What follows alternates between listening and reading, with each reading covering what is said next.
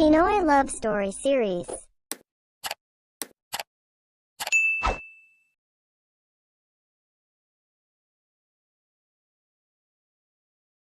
Asan ako? Ang dilim.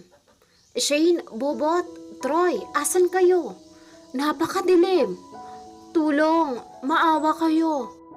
Sigaw ni Ethel na halos maubusan na ng boses pero wala siyang makitang liwanag kundi puro kadiliman.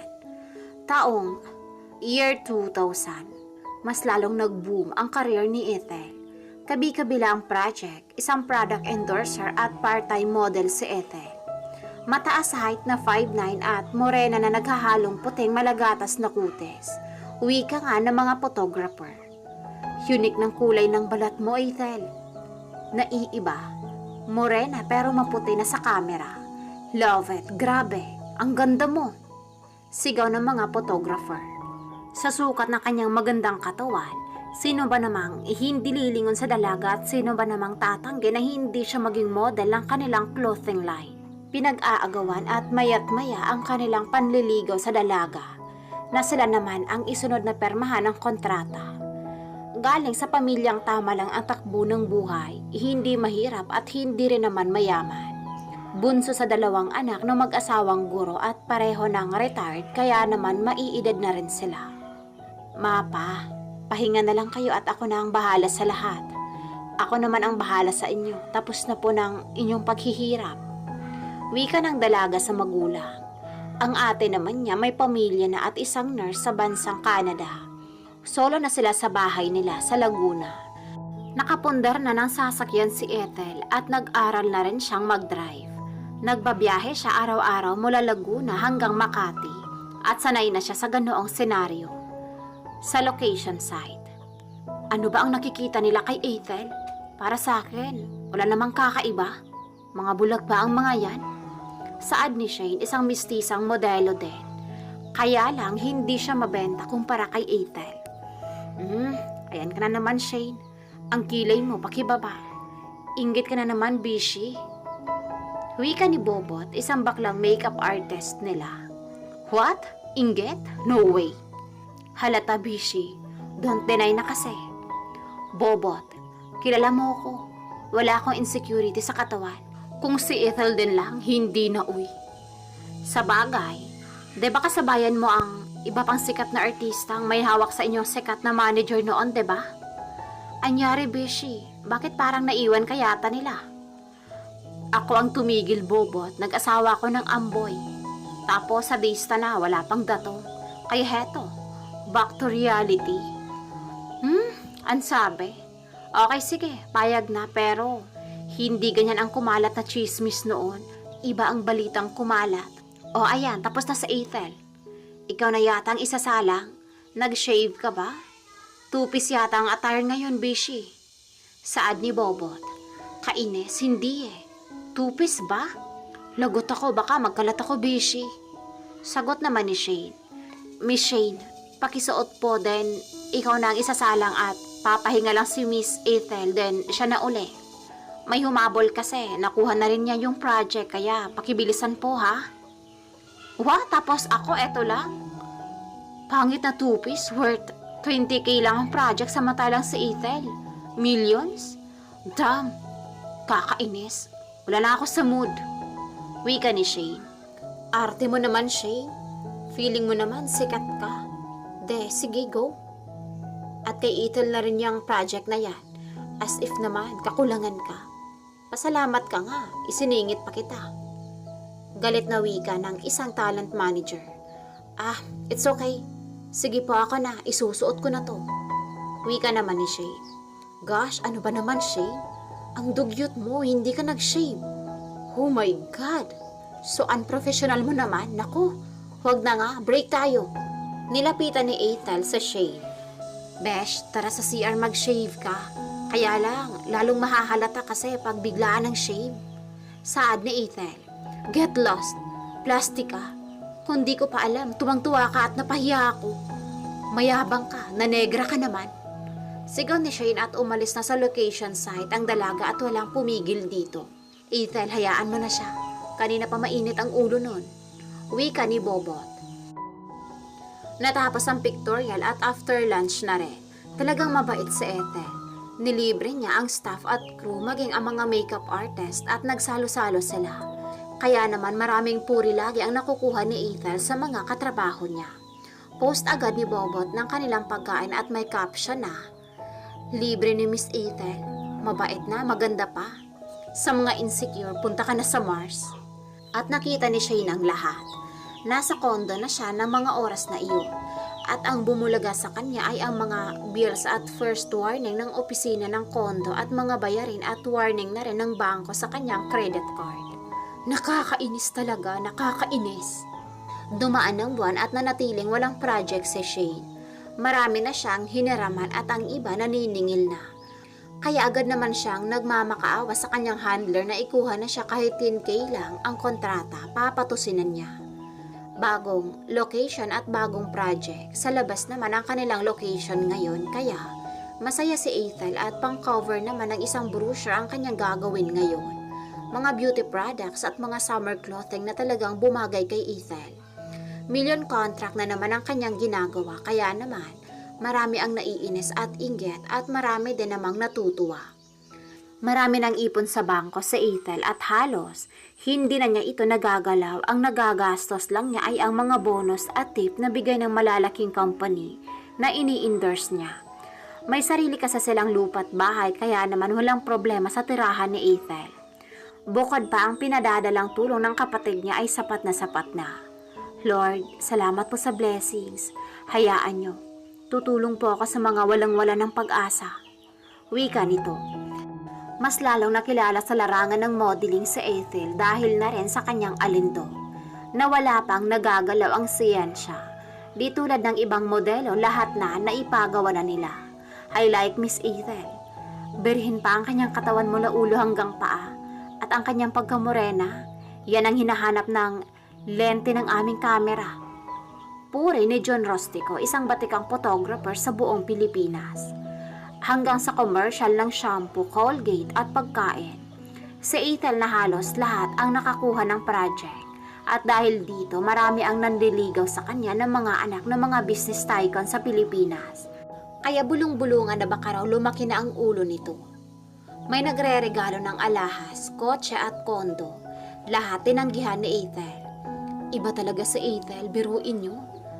Tinanggihan ba naman ang kotse, regalo ng anak ng senador? Kakaloka ha? Saad ng mga baklang makeup artist. Ipokrita. Sigaw ni Shane at iba pang modelo halatang mga inggit. Ayan na ang mga basang sisiw na saway, mga trying hard, nangangalaiti sa galit. Biruan ng mga bakla sa sikat na parlor. Dahil sa ilang buwan, napakaraming project ni Ethel at ilang milyon na naman ang pumasok sa account niya. Bumuo siya ng team na papasok sa mga liblib na lugar na may potensyal, maging modelo at gagawin niyang sidekick sa mga project niya. Katulong si Bobot sa mga nag-aasikaso lalo na't kailangang ayusan ng mga target nilang kabataan. Kumikita na rin si Bobot at nalaman ito ni Shane. Traidor ka, Bobot, kapal na mukha mo. Porke nakikinabang ka na kay Negra, suplada mo na. Wika ni Shane. Wow! Shane, wag ako ha. Baka pagkwentahan kita. Ilang project mo ang ginawa mo? Ako ang alila, may ibinayad ka ba? Hindi ko pinupulot ang mga pang-makeup ko at lipstick ko ha. Bruhang to. Punong-puno ka ng insecurity sa katawan mo. Mahirap yan, baka bumagsak ka. Saad ng bakla. Galit na umalis sa parlor si Shane at punong-puno ng galit ang puso nito. Unfair ka, God. Bakit ganun ka? Paano naman ako? Sigaw ni Shane sa loob ng taxi. Ma'am, okay ka lang po ba? Saad ng taxi driver. Mag-drive ka, tanga mo. Dumaan ang taon, marami ng company ang umaayaw sa mga modelo na kung tawagin ay thank you doc. Dahil na rin sa mga alaga ni Ethel na kabataan na galing sa mga liblib na lugar. Mga matatangkad at kay gaganda sa edad na 15 at talagang hinuhubog ni Ethel ang mga ito. Kumikita na ang nasa 20 kabataan at nakakatulong na sa kanilang pamilya. At lahat ng project ni Ethel, sidekick ang mga ito. Tinawag silang Ethel's Angel, na pinag-aagawan na sila maging sa International League ng mga magazine at brochure. It's unfair. Maganda naman ako ah. Ano ba ang kulang, besh? Pinaalis na ako sa kondo ko at ayoko namang umuwi sa bahay naming squatter sa Pasig. Never. Besh, bakit kasi hindi ka nag-ipon noon namang kasikatan mo? Wala pa si Ethel ah. Bakit wala kang pundar na bahay man lang at lupa? Ayan kasi lakwatsa ka ng lakwatsa. Wika ng mga baklang makeup artist. Che, mali ko bang malalaos agad ako? Bakit kasi inuna ko nag-love life tapos wala palang datong ang kanuna iyon. Kakainis talaga. Saad ni Shane. Pinagplanuhan ni Shane paano siya makakaganti kay Ethel at pumatol ito sa isang matandang drug lord at ginamit lang niya ng matanda para makaganti kay Ethel. Love, may kaaway ako. Pahiram naman ang tauhan mo. Sino ba yan? Lalaki ba? Sige, ako nang bahala. Anong name? At akin ang picture. Love, babae. Model din, kagaya ko. Ang yabang-yabang kasi. Nagtayo ng agency ng mga model tapos nawalan kami ng work. Love, sige na pahiram ng tauhan mo ha. Please, love. Lambing ni Shane sa matanda. Sige, 4 ang ibibigay ko sa'yo. Ano ba ang gusto mo? Papatayin natin or pahihirapan lang? Love, pahihirapan hanggang mamatay. Saad ni Shane na parang demonyo sa tindi ng inggit kay Ethel. Miss Ethel, isang munting pasasalamat po ng mga bata ng ampunan. Invited ka po ni Mr. Troy Gonzaga. Ano po ang isasagot ko, ma'am? Laguna po ang location sa isang lumang bahay ampunan. Medyo isasabay na daw po ang padasal sa mga batang namatay sa sakit sa lugar na iyon. Saad ng staff na Ethel. Oh yes, natatandaan ko na ang bahay ampunan sa Calamba, Laguna. Ang mga bata doon ay namatay dahil sa hindi maipaliwanag na sakit. Tanda ko pa noon, nasa Hong Kong ang location ko pero pinilit kong tumulong. Nakakaawa ang mga bata doon na navedyuhan pa ang pag-aagaw buhay ng mga ito. Ay God, paano ko ba malilimutan ang pangyayaring iyon? Wika ni Ethel. Agad namang tinignan ni Ethel ang mga schedule niya upang maisingit ang event na iyon. Okay, pupunta tayo. Mahal ko ang mga batang iyon at salamat at tanda pa nila ako. Ayoko nang may press ha? Saad ni Ethel. Maraming nakisakay na politiko sa event na iyon. Nagsimpleng pants at t-shirt na lang sa Ethel at white caps at rubber shoes upang hindi takaw atensyon sa mga tao. Sinalubong ni Ethel ng host ng event si Troy Gonzaga. Isang milyonaryong kaedad lang na Ethel, ang negosyo ay ang planta ng tubo sa Negros at masugid naman niligaw ni Ethel. May kayabangan kaya hindi type ni Ethel at nagbabalak tumakbong gobernur. Kaya nagpapabango sa press. Hi, mahal ko. Bating pabiro ni Troy at hindi nagustuhan iyon ni Ethel.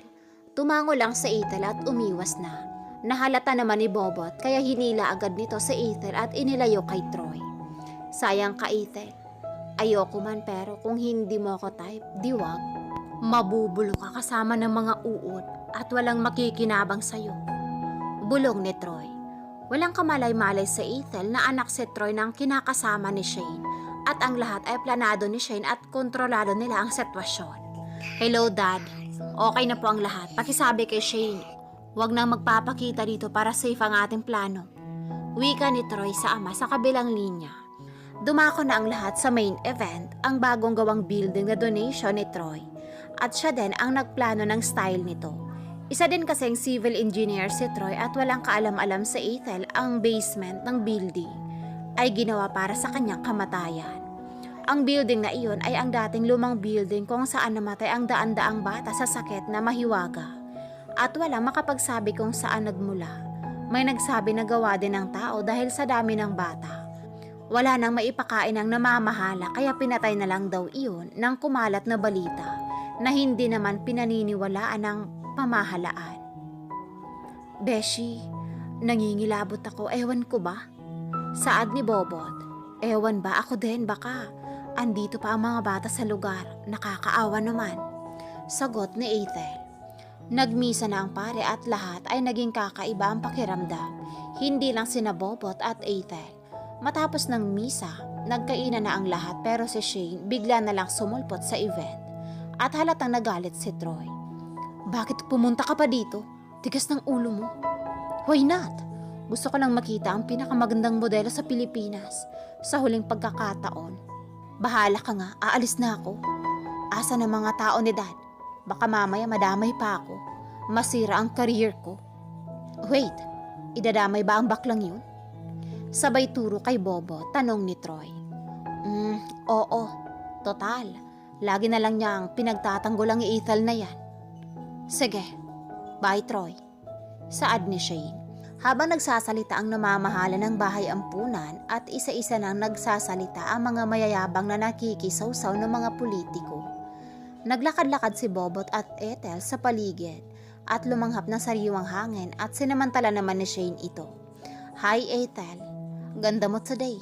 Simple, pero may dating para ka lang nakapamburol. At ano namang ginagawa mo dito Shane? Don't tell me, nag-sponsor ka din ha? Kailan ka pa naging concern sa mga bata? Relax Ethel, baka mapahiya ka. Ang may-ari ng building na tinatapakan mo ay donate lang naman ng asawa ko. Mas mayaman ako sa'yo kaya wag mo akong paandaran Ethel.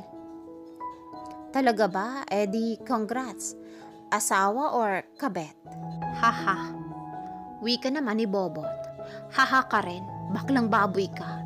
Ewan ko lang bishi kung makatawa ka pa. Tama na nga yan. Hindi away ang ipinunta ko dito. Saad ni Ethel at lumayo na muna sa Ethel para mag-CR. Kinig ni Ethel binanggit ang name niya para pasalamatan sa pagkaing pinadala niya. Napangiti na lang si Ethel habang nasa loob ng CR. Solo lang siya at kakaiba nangingilabot sa Ethel. Ano ba to? Kakaiba naman ang CR nila. At maya-maya isang bata ang pumasok sa CR at tinapik siya. Hindi ito nakangiti, seryoso ang mukha. Edad 10 pataas ito. Ingat ate, may panganib. Ano bebe? Asan? Ikaw ba? Need mo ba ng help? Ate, mabait ka kaya wag kang mag-aalala. Wika ng bata at lumabas na ng CR. Napakabilis ng pangyayari, bigla na lang inantok sa Ethel at nakatulog. May kung ano sa hangin sa loob ng CR at iyon ang dahilan para nawala ng malay si Ethel. Boss, ayos na po. Tulog na galing sa spray na iyon. Alam niyo na ang gagawin. Ang CR ay may isang lihim na pinto sa likurang bahagi at may daan papunta sa ilalim ng building na bagong gawa na kasalukuyan nagaganap ang event. Kaya naman nabuhat agad ng mga tauhan ang katawan ni Ethel nang walang nakakakita at naikulong na ang modelo agad sa lihim na silid. Goodbye modelo, mga uod na lang ang bahala sa'yo. Bulong ni Shane. Isang madilim na kwarto na kakaibang disenyo. Makakapal ang dingding at kakaiba ang materyales na ginamit.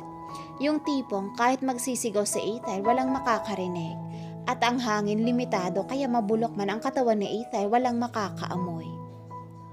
Hindi rin iisipin ng makakakita na may lihim na basement sa parting iyon dahil sa labas ang tingin ng tao ay malapad na haligi ng building ito. Planado talaga at matalino si Troy.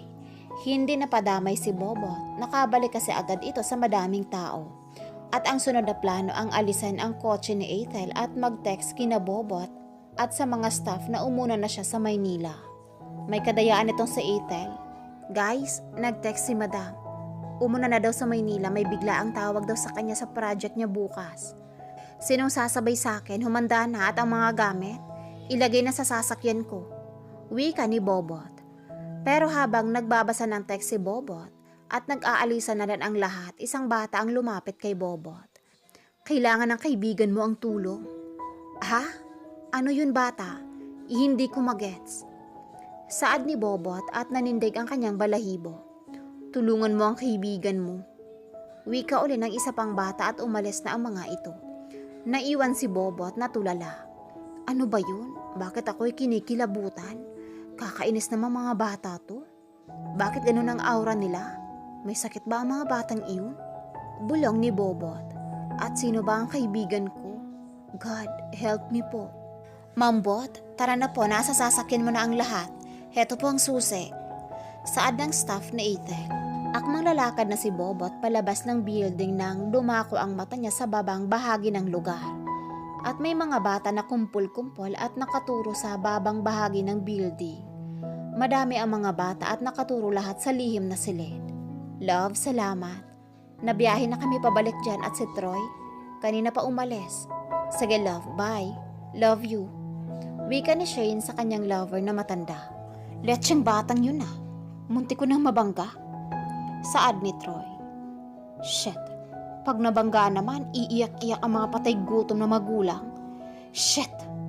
Dabog ni Troy habang nagmamaneho pabalik ng opisina niya sa Makati. Ah, sino ang nagsama dito ng bata? Hoy, bakit kayo nagsama ng bata?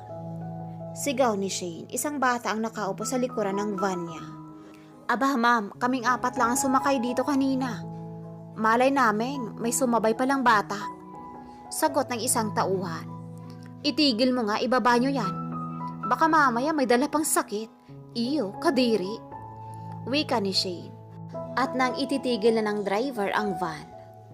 Ma'am, wala tayong preno. Ma'am, kapit po. Ano?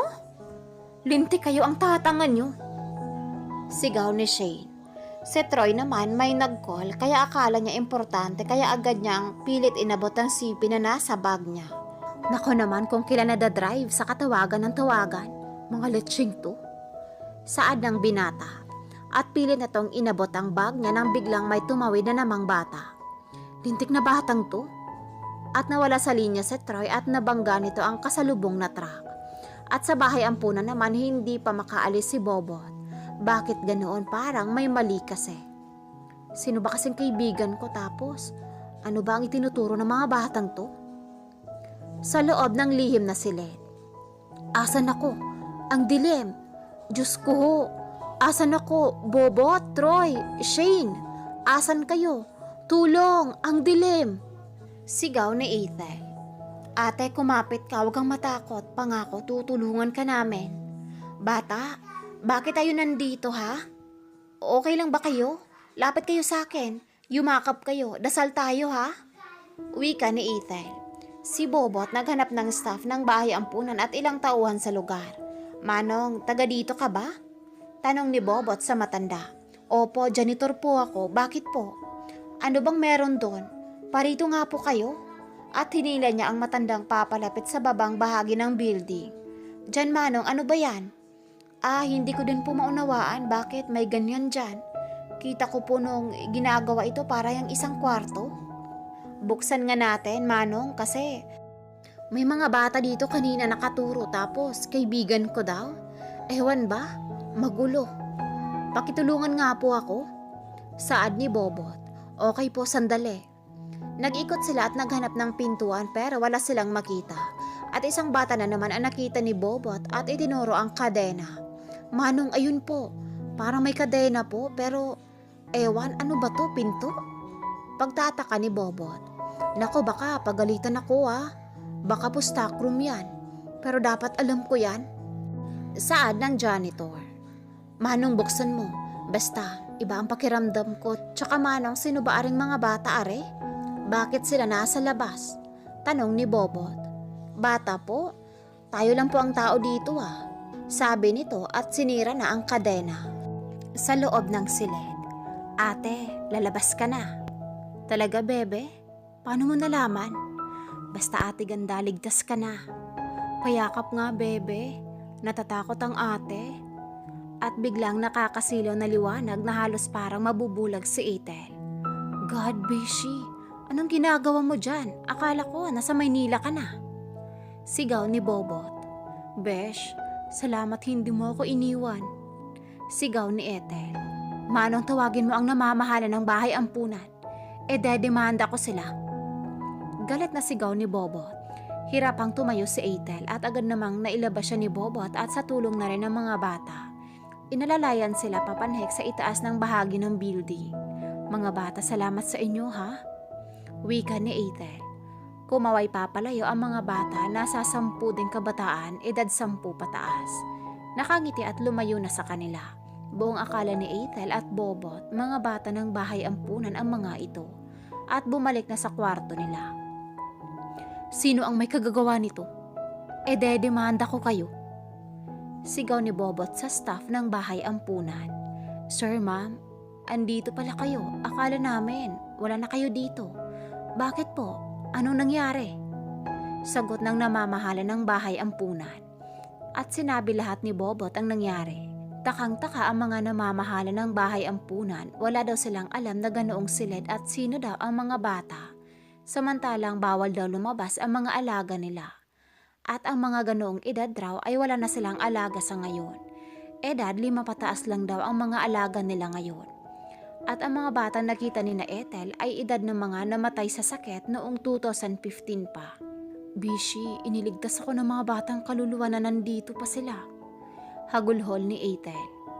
God, yung kausap po din mga kaluluwa na? Saad din ni Bobot. Ako man po. Matagal na din may nakikita mga bata dito. Akala ko naman. Mga alaga po ninyo, ma'am. Wika din ng janitor. Naputol ang pag-uusap nila nang may tumawag sa manager ng bahay ampunan. What? Patay na si Sir Troy? Ano? Saan aksidente? My God! Pati si Ma'am Shane patay din. Ano ba naman yan? Saad ng manager ng bahay ampunan. Nagkatinginan na lang si Ethel at Bobot at nagyakapan. Hindi nila lubos maisip ang mga naganap.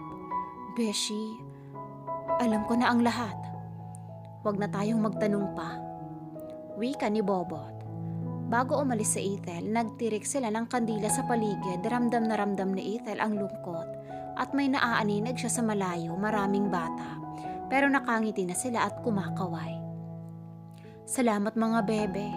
Hayaan nyo, babalikan ko kayo lagi dito. Pangako ko yan. Dadalhan ko kayo ng maraming candy. At isang malamig na hangin ang humampas kay Ethel. Alam niyang niyakap muli siya ng mga bata.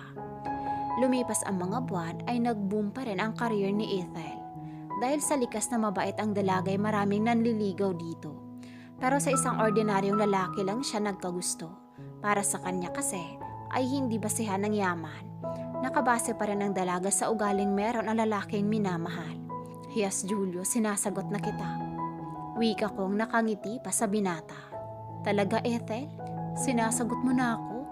Seryoso ba to? Hindi makapaniwalang tanong pa nito sa akin. Oo nga, sinasagot na kita, Jules. Kaya tayo na. Ngiting wika ko pa dito. Ayaw mo ba? Hindi naman sa ayaw, Ethel. Di lang ako makapaniwalang sasagutin mo ko. Syempre, maraming mas nakakahigit sa akin. Maraming mas gwapo at mayaman sa akin. Alam mo namang ordinaryong waiter lang ako ng isang restaurant. Ano na lamang ang sasabihin ng mga humahanga sa'yo na nagkakagusto ka sa isang waiter na kagaya ko? At baka mabash ka pa kapag nagkataon. Saad pa nito sa akin? Jules, matagal na kitang gusto at hindi lingid sa kaalaman ng mga fans ko na nagkakagusto ako sa simpleng binata. Wala akong pakialam kung mabash ako dahil hindi naman sila ako. Oo, iniingatan ko ang career ko. Pero mahal kita. Sa'yo ako komportable. Wika ko pa. Sampalin mo nga ako, Ethel. Di pa rin kasi ako makapaniwalang sinasagot mo na talaga ako. Pakiramdam ko, panaginip lang to. Wika pa nito. Imbes na sampalin ko ito, hinalikan ko na lamang ito sa labi. Maalab na halik ang iginawad ko dito. At nang masiguro kong gumaganti na ito sa halik ko'y bigla ko na lang itong tinigilan sa paghalik. Naniniwala ka na bang hindi ito panaginip, Julius? Saad ko dito. Oo, Ethel, don't worry. Lahat gagawin ko para protektahan ka. Mahal na mahal kita, babe. Saad pa nito. Sa press con, ay naitanong ng mga reporter kung totoo bang may boyfriend na ako at sa isang waiter lamang. Kaya sinagot ko ito. Miss Ethel, how true po na may boyfriend na po kayo? Tanong nito sa akin. Yes, totoo po yun. Walang pag-aalinlangan kung saan dito. So, totoo po bang may boyfriend kayong waiter? I mean, sa isang waiter ka po nagkakagusto? Tanong pa nito. Para sa akin, hindi basihan ang pagiging waiter o mahirap na tao. As long as nagmamahal ito ng tapat sa'yo, bakit hindi mo ito suklian ng pagmamahal din? Lahat naman tayo pwedeng magmahal sa isang tao eh. Mahirap man iyon o mayaman. Tsaka wala akong pakialam sa sasabihin ng ibang tao. Wala naman kaming ginagawang masama ng boyfriend ko. Saka ang importante naman sa atin ay may taong totoong nagmamahal sa atin. Kahit ano o sino pa iyon, sila. Dagdag ko pang saad dito. Tama ho kayo, Miss Ethel. Wala namang problema kung magkaroon kayo ng boyfriend. Basta para sa amin, masaya ka sa kanya. Kaya masaya na din kami. Wika pa ng mga ito. Salamat ho at nauunawaan ninyo ako. Saad ko sa mga ito. Pauwi na sana ako sa Laguna nang tumunog ang cellphone ko. Sinagot ko ito nang makita kong ang mama ko ang nasa kabilang linya. Yes, ma? Saad kong wika sa kabilang linya. Anak, uuwi ka ba ngayon? Tanong ng ina ko sa akin. Yes po, ma. Bakit ho? Tanong ko pa dito. Abay, dalhin mo naman ang boyfriend mo dito sa Laguna, anak. Nang makilala naman namin ng papa mo ang boyfriend mo. Hanggang sa telepono mo lang siya pinapakiusap sa amin. Saad pa nito. Sige po, pero may duty ngayon si Julius, ma. Pero di po ako sure kung makakasama siya ngayon sa akin. Wika ko dito. Ganoon ba, anak? May pasok ba siya? Siya, sige iha. Sa susunod mo na lamang siya isama dito. Imbitahin mo siya sa birthday ng papa mo. Saad pa nito. Sige po, ma. Pauwi na ho ako dyan. Bye po. Saad ko dito. Bye, anak. Mag-iingat ka sa biyahe. Wika nito saka ito nawala sa kabilang linya. Nang matapos na ako makipag-usap sa mama ko, sinubukan kong tawagan si Julius at sinagot naman ako nito. Babe, pauwi ka na ba? Tanong nito sa akin. Yes, babe. Bukas na ako dito babalik. Kamusta ka naman? Tanong ko dito. Okay lang naman ako, babe. Nakakapagod pero worth it naman. Saad pa nito. Sige, aalis na ako, babe. Tatawagan na lamang kita kung nasa bahay na ako, ha? Wika ko dito. Sige, babe. Ingat ka. Mahal na mahal kita. Saad pa nito sa akin. Mahal na mahal din kita, babe. Sagot ko naman dito. Sa Laguna ay dumating na ako. Masaya ako sinalubong ng mga magulang ko. At sabay na pinagsasaluhan namin ang nilutong pagkain ng mama ko. Matuling lumipas ang isang taon naming pagiging magkasintahan namin ni Julius. Ganoon pa rin ito sa akin. Sweet at caring sa akin. Sabay pa kaming sinicelebrate ang unang anibersaryo ng aming relasyon. Nagulat pa ako kasi nasa isang expensive na restaurant ako dinala ni Julius.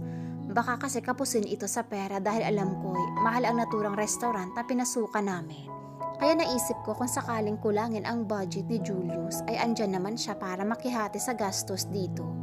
Pero ang ipinagtataka ko ay bakit kami lang dalawa ni Julius ang nasa restaurant kasama ng ilang waiter na nakatayo sa amin. Babe, bakit tayo lang dito? Ano, nakasara na ba sila? Tanong ko dito. Sinadya ko talagang walang tao dito ngayon, babe, dahil espesyal ang araw na ito. Anniversary natin, 'di ba? At gusto ko na ding mag-propose sa'yo. Wika nito sa akin. What? Magpo-propose ka sa akin, babe? Sigurado ka ba? Tanong ko dito. Nagulat talaga ako sa plano nitong boyfriend ko. Oo, babe. Ayaw mo ba? Palungkot na tanong nito sa akin. Hindi gusto ko nga eh. Sagot ko dito. Nakita kong unti-unting lumuhod sa harap ko si Julius. Saka ito naglabas ng singsing at nagsalita. Will you marry me, Ethel Sanchez? Tanong nito sa akin. Yes, I will marry you, Julius San Pedro. Ngiting wika ko dito. Thank you, babe. Thank you dahil pumayag kang pakasal sa akin. Pasensya ka na sa singsing ko, ha? Mumurahin lang ito. Pero wag kang mag-aalala kapag nakaipon na ako. Bibilhan kita ng mamahaling. It's okay, babe. Hayaan mo na. Kay mahal o hindi ang singsing na ito basta galing sa mahal mo to. Malamang magugustuhan ko. Wika ko dito. Thank you, babe. I love you so much. Wika pa nito sa akin. I love you more, babe. Ngiting saad ko dito. Naging masaya kami sa mga lumipas na araw sa aming relasyon ni Julius. Masasabi kong perfect ang relasyon namin. Hindi ako nagsisising, minahal ko ito.